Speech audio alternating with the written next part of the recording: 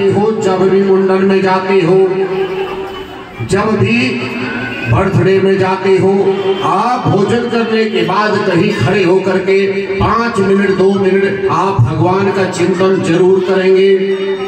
दूसरी बात, जब भी आप भोजन करते हो, भोजन करने से पहले आप भगवान को जरूर बुलाएंगे कि हे प्रभु ये भोजन पाइए और प्रसाद मुझे दीजिए। हे बालाजी महाराज ये भोजन पाइए और प्रसाद मुझे दीजिए। हे राम जी, हे गुरुदेव भगवान, गुरु को मानने वाले गुरुदेव को बुलाएंगे।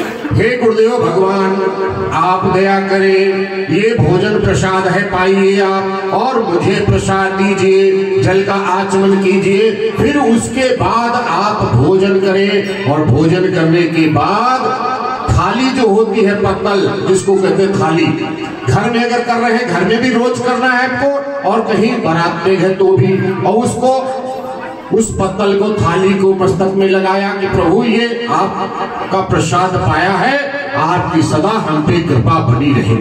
क्योंकि देखिए अन्न देवता का जब आप सम्मान करेंगे, पानी पीते हो आप, कभी वरुण देव से कहा कि हे जल देवता आप कृपा करना, मेरे शरीर में 75% आपका वास है, इस शरीर में 75% पानी है, फिर भी कभी हमने वरुण देवता को ध्यान नहीं दिया, उनका शुक्राना नहीं अदा किया, उनको कभी धन्यवाद नहीं किया।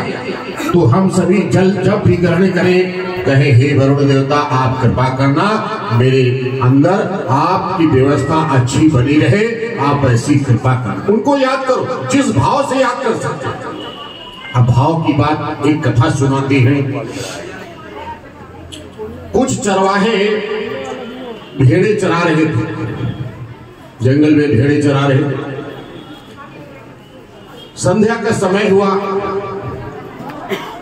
उधर से सूफी फकीर जा रहे थे, तो चरवाहे के पास से गुजरे। चरवाहा जो है वहीं पे भगवान सूर्य देव को मना रहा था। वहां से जब सूफी फकीर निकले तो उनके कान में आवाज पहुंची और सारी भेड़ें उसको घेर के खड़ी थी।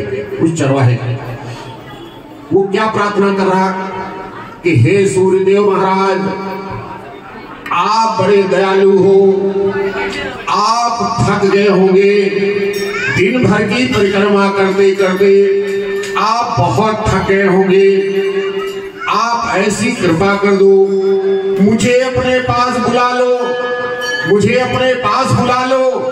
हे भगवान मुझ पर ये दया करो ताकि मैं आपकी सेवा कर सकूं, आपके मैं चरण दबाऊं।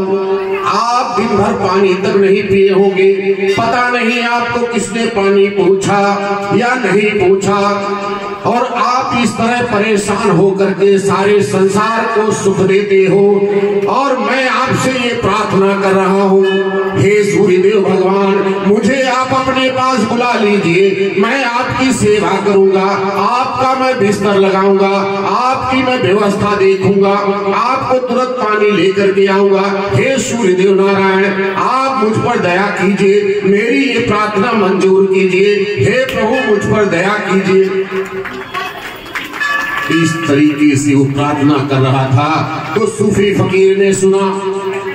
उन्होंने कहा कि हे मूर्ख ये तू क्या कह रहा है, ऐसे कहीं प्रार्थना होती है?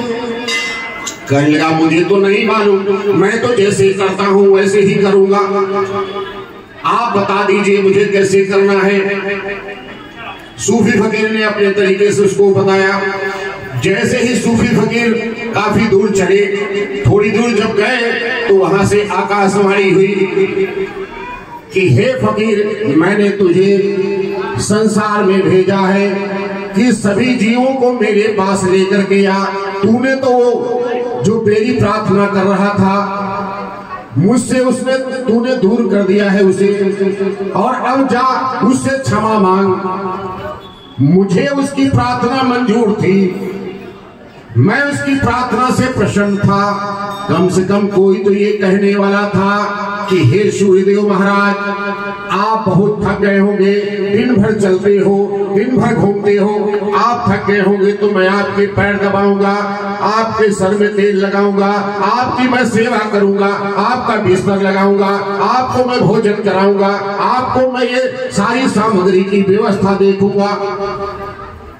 ऐसा सूर्यदेव की प्रार्थना वो कर रहा था और तूने आज जाकर के उसको मुझसे दूर कर दिया है। तू जा उससे क्षमा मांग और मेरी प्रार्थना उससे कह दे जैसे तू करता था वैसे ही कर। सूफी फकीर लौट करके आए। लौट के आने के बाद उसके चरणों में गिरे, कहने लगे हे महाराज, आप बड़े ज्ञानी हो, आप जैसे प्रार्थना कर रहे थे भगवान की वैसे ही करिए। आपकी प्रार्थना सूर्यदेव मंजूर कर रहे हैं और आप उनकी प्रार्थना में लगे रहे।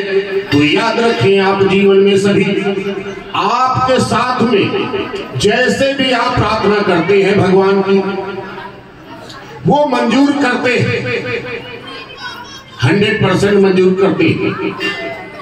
तो इसलिए जब बाबा के चरणों में आते हो तो दिल से प्रार्थना करो। किसी की शादी बारात में जाते हो, दिल से प्रार्थना उसके लिए दुआ करो। पता नहीं उसके घर में उस लड़की और दामाद को दोनों को कष्ट मिलने वाला हो। आप 100 लोग गए बारात में, 500 लोग गए बारात में, जाकर के आपने उसके लिए दुआ की। भगवान से, बालाजी महाराज से, राम जी से, शिव जी से आपने प्रार्थना की कि हे नारायण, हे शिव जी, हे भोलेनाथ, इन दोनों वरवधू को मैं आशीष दे रहा हूँ। तो अगर उसकी मृत्यु भी आई होगी वो भी टल जाएगी और वो दोनों बेटी दामाद सदा सुखी रहेंगे। ये आज से आप संकल्प लीजिए। पहला संकल्प बोल दिया, भजन सुनाइए।